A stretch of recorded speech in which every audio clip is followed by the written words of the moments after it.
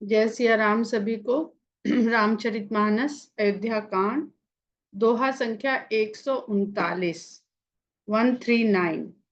छिनु छिनु लख सिय राम पद, जानी आप पर नेहु।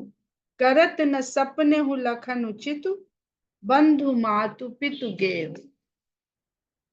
राम संग सिय रहति सुखारी, पुर परिजन गृह सुरति बिसारी।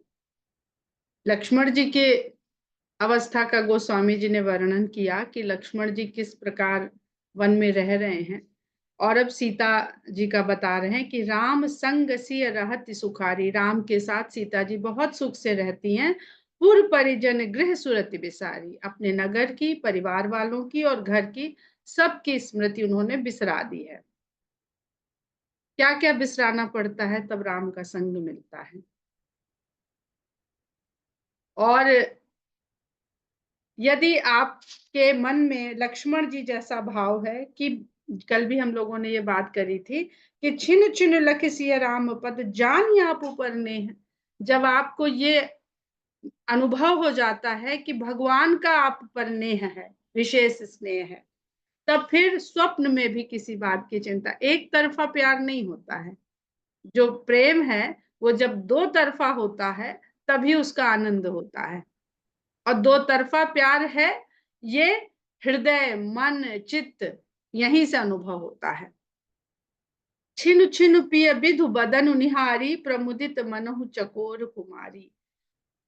रामचंद्र जी के चंद्रमा जैसे मुख को हर क्षण सीता जी निहारती रहती हैं और ऐसे आनंद से भरती रहती हैं, प्रमुदित रहती हैं। हमने पहले भी बताया था कि प्र शब्द जब लग जाता है तो वो भाव जो है परम की तरफ बढ़ जाता है। जैसे प्रसन्नता होती है, प्रसन्नता से ऊपर आनंद होता है, आनंद से ऊपर परमानंद होता है, आह्लाद होता है, आह्लाद के बाद प्रहलाद होता है। जो हर जगह भगवान को देखने लगता है वही प्रहलाद है। आह्लाद के ऊपर की स्थिति है प्रहलाद, ऐसा भक्त होना। इसलिए बिरला हुआ, कोई हुआ ही नहीं प्रहलाद के बाद, क्योंकि आह्लाद तक तो पहुंच जाते हैं। राधा आह्लादनी शक्ति है, आह्लाद तक भी लोग समझ जाते हैं, लेकिन प्रहलाद की अवस्था को पहुंचने के लिए बहुत बहुत बिरले भक्त होते हैं। ऐसे ऐसे ही आमोद प्रमोद, तो प्रमुदित है सीता, जो उनका ऐसा आनंद है जो कभी कम नहीं होने वाला है। नाह नेह नित बढ़त बिलो की, हर्षित रहत दिवस जिमिको की। तो दिन और रात दोनों में वो प्रसन्नता की अवस्था में रहती है। तो दिन और रात की अवस्था भी है और सुख और दुख की अवस्था भी है। तो जैसे भी वो रहती हैं भगवान के साथ हैं, तो क्योंकि भगवान का साथ है उनको, तो वो रात प्रमुदित मनहु चकोर कुमारी, जैसे चंद्रमा को देख के चकोरी खुश होती है, वैसे प्रमोद में रहती हैं। और नाह नेह नित बढ़त बिलो की, जो ये नाह नेह है, नेह का नाता है, नाह माने नाथ, जो नाथ के साथ उनका नेह नित्य बढ़ता हुआ देखती हैं। हर्षित रहत दिवस जिनको की, तो चकवी की भांति दिन में भी हर्ष के साथ रहती हैं। सिय मनुराम चरण अनुरागा, अवध सहस सम बन प्रिय लागा। सीता के मन में राम के चरणों में जो अनुराग है उसके कारण उन्हें अवध सहस सम वन प्रिय प्रिय लागा, हजारों अयोध्या के समान वन प्रिय लगता है। तो उनके लिए महत्वपूर्ण ये है ही नहीं कि क्या छूट गया, उनके लिए बस महत्वपूर्ण है कि वो राम के साथ हैं, वो राम का मुख भी देखती रहती हैं और राम के चरणों में उनका अनुराग बना रहता है और ये नित्य नया बना रहता है। इसके लिए वो रात और दिन कभी भी किसी भी तरह का क्षोभ दुख अनुभव ही नहीं करती हैं। परन कुटी प्रिय प्रियतम संगा, प्रिय परिवार कुरंग विहंगा। परन कुटी में अपने प्रिय प्रियतम के साथ रहते हुए और प्रिय परिवार कुरंग विहंगा, जहां उनका प्रिय परिवार ये वन के पशु पक्षी ही हैं।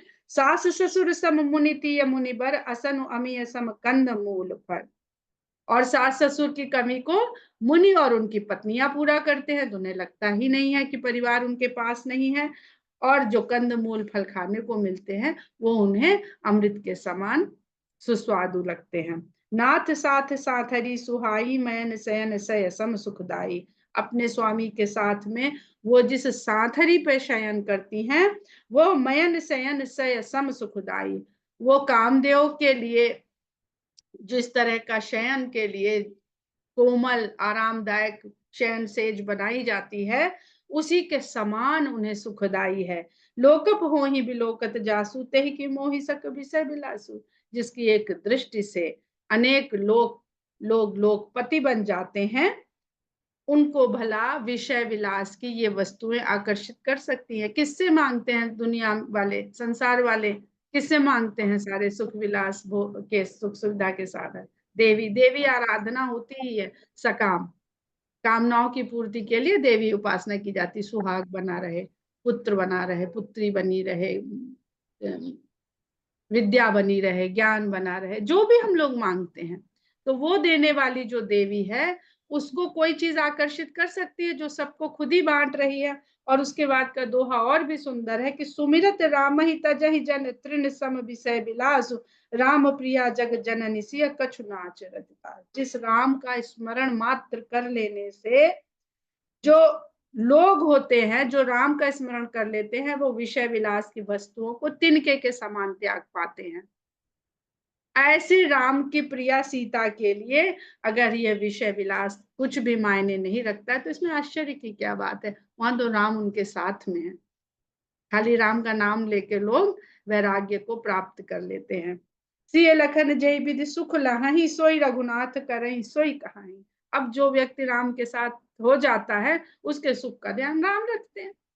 उसे अपनी फिर परवाह करने की कोई चिंता ही नहीं है। सीधे सीधे ये चौपाई बता रही है कि सीता और लक्ष्मण को किस प्रकार सुख मिलेगा, वही रघुनाथ वही कहते हैं और वही करते हैं। सोई रघुनाथ करहि सोई कहाई। तो पहले राम के साथ तो हम लोग हो लें, तब अपने सुख की चिंता करना खुद छोड़ना पड़ेगा, छूट ही जाएगा। क्योंकि फिर राम देखेंगे कि आपको क्या सुनना अच्छा लगता है और आपके साथ क्या होए तो वो अच्छा लगता है। जितना हम संसार से जुड़ते हैं, उतना हम दुख और कष्ट को पाते हैं। जहां जुड़ेंगे वही, उसके पास जो है वही तो हमें देगा। हम संसार से जुड़ते हैं, संसार में भरी पड़ी है नेगेटिविटी, तो हमें दुख पीड़ा कष्ट ईर्ष्या वही हमको देता रहता है। हम राम से एक बार जुड़ जाएं सब कुछ त्याग करके, तो फिर जो राम के पास है हमें वो मिलने लगेगा। कहीं पुरातन कथा कहानी सुनहि लखन, सिय अति सुख मानी। राम सीता और लक्ष्मण के साथ बड़ी बड़ी पौराणिक कहानियां कहते रहते हैं, जिनको सुनते हुए लक्ष्मण और सीता बहुत सुखी रहते हैं। जब जब राम अवध सुधि करही, तब तब बारी विलोचन भरही। अब भगवान की मनुष्य लीला का भी बहुत सुंदरता से बखान हो रहा है कि किस प्रकार मनुष्य ऐसी परिस्थितियों में जब वो बिछड़ता है, अगर वही निष्ठुर, क्योंकि वैसे तो ब्रह्म भाव में तो वो बड़े निष्ठुर हैं, वो सुनते उनते हैं नहीं, किसी के निर्गुण है, उन्हें कोई मतलब नहीं है। लेकिन नर लीला कर रहे हैं, तो मनुष्य कैसे करता है ऐसी परिस्थितियों में, या कैसे करना चाहिए, वही वो कर रहे हैं। तो जब जब राम को अयोध्या की सुधि आती है, तब तक उनके नैनों में जल भर आता है, उनके नैन भीग जाते हैं। सुमिर मातु पितु परिजन भाई, भरत स्नेहु सील सेवकाई। क्या क्या याद करते हैं? माता पिता परिवार वाले और भाई। भरत के स्नेह और उनका व्यवहार और उनका सेवा का भाव, ये सब याद करते हैं, तो उनके नैन भीग जाते हैं। अगर अपनों से बिछुड़ने में हमें दुख ना हो, तो हम बहुत अधिक स्वार्थी हैं, कि इतने स्वार्थी है कि मतलब ही नहीं रखते। तो ये जो संवेदना है, ये होनी चाहिए मनुष्य के भीतर। लेकिन व्यवहार कैसा है, वो भी बहुत सुंदर यहाँ पर देखने को मिलता है कि कृपा सिंधु प्रभु हो ही दुखारी, धीरज धरहि कुसमऊ बिचारी। लख सिय लखनु बिकल होई जाही, जिमि पुरसहि अनुसर परिछाही। कृपा के सागर भगवान राम जब दुखी हो जाते हैं, तो ये समय दुख में बैठ के रोने का नहीं है। ऐसा विचार करते हैं कि ये समय ठीक नहीं है, क्योंकि लक्ष्मण और सीता उनको देख के वो भी व्याकुल हो जाएंगे, और हो जाते हैं। क्योंकि जिमि पुरुष ही अनुसर परछाई, परछाई तो जो पुरुष है उसके अनुसार ही व्यवहार करती है, वो अलग व्यवहार नहीं करती है। यहाँ पे जिस तरह से तुलसीदास जी ने लिखा है कि जिम पुरुष ही अनुसर परिछाही। तो यहाँ पर देखिए कितना सुंदर विरोधाभास ब्रह्म और इस जगत जो कि माया है, छाया है उस ब्रह्म की, उसका कितना सुंदर तुलसीदास जी ने कह दिया है कि स्वयं तो वो पुरुष हैं और परछाई लक्ष्मण और सीता जी हैं। लेकिन देखते हम लोग क्या है कि राम को सांवला यानी काला, और परछाई तो काली होती नहीं है। परछाई काली होती है, जिसकी होती है उसमें कुछ ना कुछ तो रंग होता है, विभिन्न रंग होते हैं, एक रंग का भी नहीं होता है। और लक्ष्मण जी गौर वर्णी। तो एक पुस्तक का पहले भी जिक्र किया था हमने कि श्यामल काया गोरी छाया, ऐसा केवल राम और लक्ष्मण के साथ है कि जो पुरुष है वो सांवला है और उसकी छाया गोरी है। तो ये यही दिखाता है कि जो दिख रहा है वास्तव में वो उल्टा है। हमारे संसार में क्या होता है कि छाया सांवली होती है, छाया सांवली होती है, चाहे कोई कितना ही गोरा हो, अंग्रेज हो, व्हाइट एकदम, पर उसकी छाया काली ही होगी। लेकिन जो ब्रह्म है वो बिना लक्ष्मण के दृष्टिगोचर नहीं होगा। तो गोरे रंग का मतलब उजला कहते हैं ना, बड़ा उज्जवल रंग है।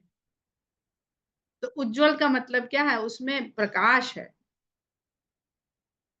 तो भगवान को अगर जानना है, क्यों लक्ष्मण जी साथ में रहते हैं हर समय, वो साथ नहीं रहेंगे तो राम दिखेंगे ही नहीं, पता ही नहीं चलेंगे। तो जिम पुरुष ही अनुसर परिछाही, प्रिया बंधु गति लखि रघुनंदन, धीर कृपाल भगत उर चंदन, लगे कहन कछु कथा पुनीता, पुनि सुख लहहि लखन और सीता। रामचंद्र जी को बैठे बैठे अयोध्या की याद आ गई, माता पिता की याद आ गई, चलते समय पिता कैसे रो रहे थे, कैसे व्याकुल थे, और माता की क्या दशा हो रही थी। हमारे मित्र परिवार वाले नगर वाले कैसे उनको रोता भी लगता, जब हम लोग छोड़ आए हैं वहां पे, चुपचाप निकल आए हैं, तो कितना बिलखे होंगे बाद में सुबह। तो ये सब सोच के उनकी भी आंखें भर आती हैं, और उनकी आंखें भरी देख के लक्ष्मण और सीता भी व्याकुल होने लगते हैं। फिर भगवान धीरज रखते हैं, प्रिया बंधु गति लक्ष्य रघुनंदन। रघुनंदन प्रिया सीता और बंधु लक्ष्मण की जब गति देखते हैं तो धीर कृपाल भगत उर चंदन, धीरज रखते हैं। और क्योंकि भक्तों के हृदय को चंदन की तरह शीतलता प्रदान करने वाले हैं, तपाने वाले नहीं। तपाने को संसार बहुत है, भगवान को किसी की परीक्षा लेने की आवश्यकता नहीं है। परीक्षा लेना यानी आपको तपाना कि भाई ये कर पाओगे कि नहीं, उसके लिए संसार बहुत है। भगवान केवल अपने भक्तों को चंदन की भांति शीतलता प्रदान करते हैं। हम ही भाग भाग के तपने के लिए संसार में भाग खड़े होते हैं। लगे कहन कछु कथा पुनीता, तो जब उन्होंने लक्ष्मण और सीता को भी देखा कि ये भी व्याकुल हो गए मेरे जरा से आंख नम होने से, तो वो फिर पवित्र सुंदर कथाएं कहने लगे, और सुन सुख लहाई लखन और सीता। तो जिनको सुन के लक्ष्मण और सीता फिर सुखी हो गए। तो क्या हुआ, डाइवर्ट कर दिया। आजकल जब कहीं जाइए काउंसलर के पास तो कहता है कि भाई डाइवर्ट करिए, अपने आप को व्यस्त रखिए, तो आप डाइवर्ट हो जाएंगे तो दुख अपने आप भूल जाएगा। तो छोटे छोटे मनोवैज्ञानिक सिद्धांत भी बताते चलते हैं गोस्वामी जी, और इनको जीवन में अपनाइए। ये खाली पढ़ने के लिए नहीं है। जब मन विचलित हो, व्यथित हो, दुखी हो, कथा ही तो कहने की बात कर रहे हैं, खोल के बैठ जाइए रामचरितमानस। आप खोल के बैठ जाएंगे टीवी, अब पता चला वो और डिप्रेशन में ले गया, क्योंकि इतना नेगेटिव, इतना उस समय तो आप भूल गए, लेकिन बाद में और नेगेटिव हो जाएंगे। क्योंकि दिमाग जो पढ़ेंगे, अखबार पढ़ लीजिए सुबह सुबह, 2 घंटे को जो मन दुखी हो जाता है, कल उठा के अखबार फेंक दिया, इतनी नेगेटिव न्यूज थी बच्चियों को लेकर के और सब लेकर के। तो क्या हम सुबह सुबह क्या डालना चाहते हैं, नहीं दिन भर डालें तो कम से कम सुबह, तो जब मन विचलित हो, व्यथित हो, तो मानस लेके खोल के बैठ, जहां से खुल जाए खोल के बैठ के गाने लगिए, बस कुछ नहीं कर सकते, गाने लगिए उसको। राम लखन सीता सहित सोहत परन निकेत, जिमि बासव बस अमरपुर सची जयंत समेत। राम लक्ष्मण सीता के राम लक्ष्मण और सीता के सहित पर्ण के बने हुए निकेत में, कुटी में, भवन में इस तरह रहते हैं जैसे अमरावती में इंद्र अपनी पत्नी शची और पुत्र जयंत के साथ रहते हैं। तो यहाँ पे तात्पर्य तो यही है कि सुख साधन सुविधा जो स्वर्ग में अमरावती में इंद्र के भवन के पास है, वो भगवान राम यहाँ पर पर्णकुटी में वैसा ही सुख अनुभव कर रहे हैं। परंतु जब शची और जयंत का जिक्र कर देते हैं तो ये मुझे बड़ा खटका कि जयंत जी के जगह लक्ष्मण जी को कह दिया तुलसीदास जी ने। और जयंत की तो अभी अरण्य कांड में हम लोग देखेंगे कि वैसा तो लक्ष्मण जी का कभी व्यवहार ही नहीं सीता माता की तरफ है, जैसा जयंत का व्यवहार भी और दंड भी है उसको मिला है। तो थोड़ा बहुत सोचते तो ये समझ में आता है कि अगर भगवान राम जयंत को दंड दे सकते हैं, तो जब लक्ष्मण जी ने आज्ञा का उल्लंघन किया है तो उनको भी दंड मिला है, जब अंत में जब भगवान ने सबके साथ इस मृत्यु लोक से इहलोक से प्रयाण किया है। तो इतनी सारी बातें हैं कि तुलसीदास जी ने कोई भी अनुचित बात लिखी नहीं है। अब अपनी अपनी बुद्धि से हम ये समझ रहे हैं, ये अंदाजे लगा रहे हैं। अब ये कितना सही है कितना गलत है ये हम भी नहीं समझ पा रहे हैं अभी, और इस पर अभी और विचार मंथन करने की आवश्यकता है। या ये भी यहाँ पर एक तात्पर्य निकलता है कि जिस प्रकार राम सीता और लक्ष्मण का संबंध है पर्णकुटी में रहते हुए, ऐसा होना चाहिए इंद्र शची और जयंत का। अगर ऐसा नहीं है तो फिर वो दंडित होता है। अपने भवन में, हर अपने भवन में माता पिता संतान अपने आप को यही समझते हैं ना, वो क्या कहते हैं आजकल, पिता की पापा की परी या प्रिंसेस, है ना। तो सभी अपने अपने परिवार, उनका उनका जो भवन है वो उनका स्वर्ग है, उनकी अमरावती है, और वहां पे वो राजा हैं, वो रानी है, वो पुत्र हैं। हम लोग क्या आजकल आचरण देखते हैं, जो जितना वैभवशाली जिसकी अट्टालिका है उसके पुत्र उतने ही उद्दंड, उतने ही अनुशासनहीन, छोटे छोटे बच्चे किस तरह का आचरण कर रहे हैं ये सब हम लोग देख रहे हैं। जोग वही प्रभु सिय लखनहि कैसे, पलक बिलोचन गोलक जैसे। प्रभु राम सीता और लक्ष्मण को किस प्रकार अपने साथ रखते हैं, संभाल करते हैं उनकी, जैसे पलकें आंख के गोले को बचा के रखती हैं। से वही लखन सिय रघुबीर रही, जिम अविवेकी पुरुष शरीर रही। और लक्ष्मण जी सीता और रामचंद्र जी की ऐसी सेवा करते हैं जैसे कोई अविवेकी पुरुष शरीर की देखभाल करता है। अब शरीर की देखभाल करने वाला अविवेकी होता है, ये बहुत, अब शरीर की बहुत इसमें वो रहेगी, बहुत वर्णन रहेगा शरीर का, कि शरीर को लेकर के सबके मन में किस तरह के भाव आ रहे हैं, स्पष्ट कर देंगे गोस्वामी जी। यही विधि प्रभु बन बसहि सुखारी, खग मृग सुर तापस हितकारी, कहु राम बन गमन सुहावा, सुनहु सुमंत्र अवध जिमिया। कहते हैं कि इस प्रकार भगवान राम वन में सुख पूर्वक निवास कर रहे हैं, क्योंकि उनको सभी पशु पक्षी देवता और तपस्वियों का कल्याण करना है। उनका कल्याण करने के लिए वो वन में सुख पूर्वक निवास कर रहे हैं। अब राम के वन गमन की जो कथा है वो सुहावनी कथा कह दी है। अब सुनिए कि किस प्रकार सुमंत्र अवध की तरफ आए, किस प्रकार अवध, जिस प्रकार सुमंत्र अयोध्या पहुंचे। अब आगे वो कथा सुनिए। फिर निषाद प्रभु ही पहुंचाई, सचिव सहित रथ देखे सिराई। अच्छा, इसी फिर निषाद प्रभु ही पहुंचाई, भगवान को पहुंचा करके निषाद जी लौट चुके।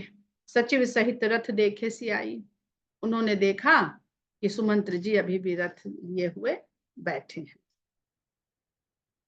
मंत्री विकल बिलोक निषादु, कहीं न जाई जस भयो विषादु। मंत्री जी ने जब निषाद राज को देखा तो इतने विषाद में पड़ गए जो कहते नहीं बनता है। कहीं एक उम्मीद रहती है कि शायद शायद चले आए, शायद कोई ही चला आए, शायद सीता ही चले आए। निषाद राज गए थे ना कि हम चलते हैं साथ में, बस कुटिया उटिया बनवा देंगे फिर लौट आएंगे। तो कहीं ना कहीं सुमंत्र को एक उम्मीद थी। राम राम सिय लखन पुकारी, परे उधरन तल व्याकुल भारी। और जैसे ही निषाद को अकेला आता हुआ उन्होंने देखा, राम सीता लक्ष्मण पुकारते हुए व्याकुल होके धरती पर गिर पड़े। देखी दक्षिण दिश हय ही हिनाही, जनु बिनु पंख बिहग कुलाही। दक्षिण दिशा की ओर देख करके घोड़े भी हिनहिनाने लगे और ऐसे व्याकुल हो गए जैसे बिना पंख के पक्षी तड़पने लगता है। नहीं तृण चरहि न पियहि जल मोचहि लोचन बार, व्याकुल भय निषाद सब रघुबर बाज। ना तो घास चढ़ते हैं, ना जल पीते हैं, बस आंखों से आंसू बरसाते रहते हैं।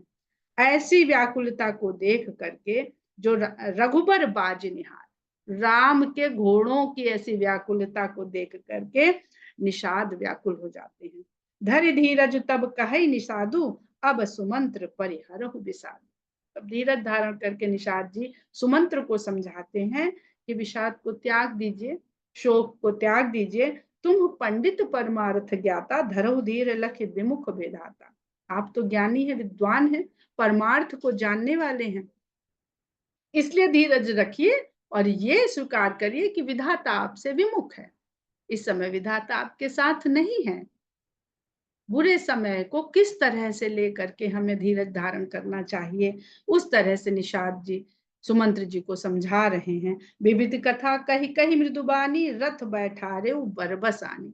इस प्रकार बहुत सारे उदाहरण और कहानियां के द्वारा उनको समझाते बुझाते किसी तरह जबरदस्ती उन्होंने रथ में सुमंत्र जी को बैठा ही दिया। शोक सिथुल रथ सकई नहा की, रघुवर बिरह पीर उर बाकी। लेकिन सुमंत्र जी का तो शरीर ही शोक के कारण शिथिल पड़ा हुआ, हाथ नहीं उठ रहे हैं कि रथ को हाँक सके। जिस रथ में बैठा के राम लक्ष्मण सीता को लाए थे, उस रथ को वापस ले जाते समय वो हाँक नहीं पा रहे हैं। राम के विरह की पीड़ा उनके हृदय में बहुत तेज है। चर फराही मग चलहि न घोरे, बन मृग मनहु आनी रथ जोरे। ये तो सुमंत्र जी की दशा है, लेकिन जो घोड़े उसमें जुटे हुए हैं रथ में, वो भी ऐसे व्यवहार कर रहे हैं कि मानो अभी अभी जंगल से पकड़ के लाके रथ में जोत दिए।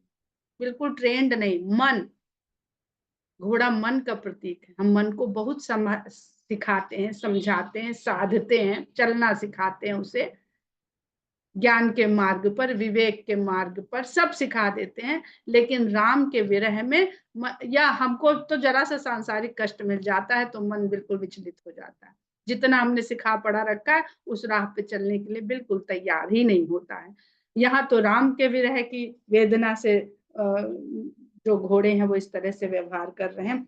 अड़हु की परही फिर हे रही पीछे, राम वियोग विकल दुख दीजे। राम के वियोग का दुख उनके भीतर इस तरह समाया हुआ है कि लुढ़क पड़ते हैं, आगे नहीं बढ़ते। वो पैर से ही नहीं उठाते हैं तो लुढ़क जाते हैं और पीछे की ओर ही देखने लगते हैं, क्योंकि अब उनका मुख तो अयोध्या की दिशा में कर दिया गया। तो वो पीछे देखते हैं कि इधर तो राम गए थे, हमको उधर न जाके इधर। मन मन ऐसा हो जाए कि वो कहे हमको तो राम की ओर जाना है, हमको संसार की ओर नहीं जाना है। हमको ऐसी अयोध्या में नहीं जाना है जिसमें राम नहीं है, हमको उस संसार में नहीं जाना है जिसमें राम नहीं। जो कह राम लखन उबैदे ही कर हित रहे रही ते ही। और जो लोग विदा करने को खड़े हैं उसमें कोई भी अगर राम लक्ष्मण और सीता का नाम ले लेता है तो हिनहिना हिनहिना के, दुख से हिनहिना के उनकी ओर देखने लगते हैं कि जैसे उनको लगता है कि इधर आ रहे हैं। जिसके घर में पेट होंगे वो इस बात को बहुत अच्छी तरह से जानता होगा कि बच्चे चले जाते हैं, बच्चों का नाम पुकारिए तो वो पेट दौड़ के दरवाजे तक पहुंच जाता है कि भैया आ गए, दीदी आ गई, लगता है। तो ये बहुत स्वाभाविक जो रूप है वो गोस्वामी जी लिख रहे हैं यहाँ पर। बाज बिरह गति किमि कही जा, बाज बिरह गति कही किमि जाती, बिनु मन फनिक बिकल जही बाती। जैसे मणि के खो जाने से सर्प व्याकुल हो जाने लगता है, कहते हैं ना सर्प पटक पटक के जान दे देता है जब सर्प की मणि खो जाती है। तो ऐसे ही विरह के कारण घोड़ों की गति ऐसे ही हो रही है। भयउ निषाद विषाद बस देखत सचिव तुरंग, बोली सुसेवक चारि तब दिए सारथी संग। निषाद ने जब सुमंत्र जी की ऐसी, मंत्री जी की ऐसी विषाद वश अवस्था देखी और घोड़ों की भी यह दशा देखी कि मंत्री भी अपने वश में नहीं है, घोड़ा भी नहीं, तो घोड़ा लेके पहुंच जाता राजा को अपने आप।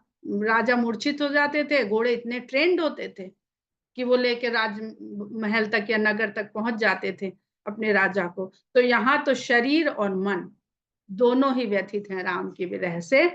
तो जब ये निषाद राज देखते हैं तो अपने 4 सेवक वो सुमंत्र जो सारथी हैं उनके साथ में कर देते हैं। गुह सारथी फिर पहुंचाई, विरह विषाद बरन नहीं जाए। किसी तरह से निषाद राज गुह सुमंत्र सारथी को। अब सुमंत्र का सारथी होना बहुत सुंदर, ये शब्द जो उनका नाम है ये अपने आप में बहुत कुछ कहता है कि जो सुमंत्र है, जो मंत्र है, मंत्रणा भी करता है। मंत्र का अर्थ ही होता है मंत्रणा करके जिसको साध लिया जाए वही मंत्र है। तो जो मंत्रणा करके मंत्र बना लिया उसको जपते जपते, मंत्रणा करके बनाया ना, किसी ने बता नहीं दिया है कि ये जब जपिए ये हो जाएगा। आपने उसमें क्या मंत्रणा करी, आप तो खाली जप कर रहे हैं। तो सुमंत्र हैं। और देखिए तो सुमंत्र को भी जब वो लिखते हैं तो वो किसको किसको जपते हैं, राम राम सिय लखन पुकारी। तो सब मंत्रों में जो सबसे सुंदर सुमंत्र के लिए भी जो मंत्र है वो राम लक्ष्मण सीता ही है, उन्हीं के नाम का स्मरण ही है। तो गुह सारथी फिरहु पहुंचाई, बिरहु विषादु बरन नहीं जाई, किसी तरह से उनको पहुंचाते हैं। और विरह का जो दुख है वो कहते नहीं बनता है। चले अवध ले रथ ही निषादा, हो ही छन मगन विषादा। वो जो उन्होंने अपने सेवक उनके साथ किए, वो चारों सेवक, फिर चार, और फिर चार, इस पे आप लोग विचार करिएगा। ये जो चार सारथी, चार निषाद दिए निषाद राजगुह ने, इनका क्या तात्पर्य है यहाँ पर। वो लेकर के रथ को चले गए हैं और हो ही छन मगन विषादा, और विषाद से हर क्षण प्रति क्षण वो भूले जा रहे हैं अपने आप को। तो या तो आदमी बहुत हर्ष में अपने को भूल जाता है या बहुत शोक में भूल जाता है। सोच सुमंत्र बिकल दुख दीना, धिग जीवन रघुबीर बिहीना। सुमंत्र दुख से बिल्कुल इतने व्याकुल हो गए कि दीन नजर आ रहे हैं और अपने जीवन को धिक्कार कर रहे हैं कि राम से विहीन होके इस जीवन को धिक्कार है। रही न अंतहु अधम शरीरु, जसु न लहु बिछुरत रघुबीरु। और अपने उस शरीर को इतना नीच मान रहे हैं कि रघुवीर से बिछड़ते ही इसने यश क्यों नहीं ले लिया। जसु न लहु, इसने यश का लाभ क्यों नहीं लिया कि रघुवीर से बिछड़ते ही ये छोड़ देता, खत्म हो जाता। रही न अंतहु अधम शरीरु, ये ऐसा नीच शरीर है।